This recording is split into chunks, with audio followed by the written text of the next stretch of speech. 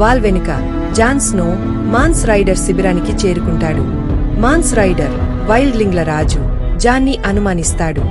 John క్రో లేదా wall ఎందుకు వదిలిపెట్టాడో అతను అడుగుతాడు. John fist of first men లో ఏమి జరిగిందో వివరిస్తాడు. క్రాస్టర్ తన కుమారులను వైట్ వాకర్లకు ఇచ్చాడని చెబుతాడు. మాన్స్ దక్షిణానికి యుద్ధాన్ని తీసుకురావాలని ప్లాన్ చేస్తున్నాడు.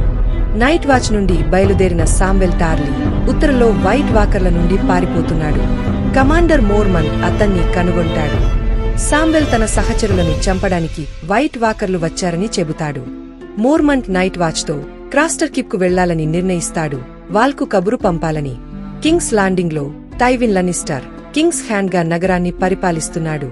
టైరియన్ తన గాయాల నుండి కోలుకుంటూ తన భవిష్యత్తు గురించి ఆలోచిస్తున్నాడు.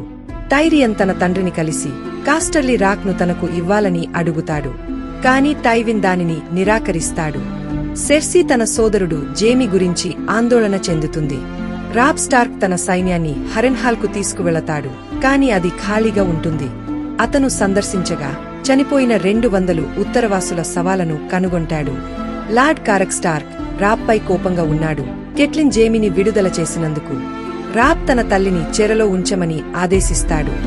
దానెరిస్ టార్గెరియన్ తన డ్రాగన్లతో కూడిన చిన్న సమూహంతో అస్టాపోర్కు చేరుకుంటుంది. ఆమె అన్సలీడ్ సైనికులను కొనాలని చూస్తుంది. జోరాహ్ మోర్మంట్ ఈ సైనికులు బానిసలని బలవంతంగా బలి అయ్యారని గుర్తు చేస్తాడు. మిస్సాండే అనే మహిళ అనువాదకురాలిగా సహాయం చేస్తుంది. దానెరిస్ ఈ బానిసల పట్ల జాలి చూపిస్తుంది. కాని ఆమెకు సైన్యం కావాలి. దావోస్ సీవర్త్ సముద్రంలో ఒక రాతిపై బతికి ఉన్నట్లు కనుగొనబడతాడు. స్టానిస్ బరతియన్ డ్రాగన్ స్టోన్లో మెలిసాండ్రే ప్రభావంలో ఉంటాడు. దావోస్ మెలిసాండ్రేను హత్య చేయడానికి ప్రయత్నిస్తాడు.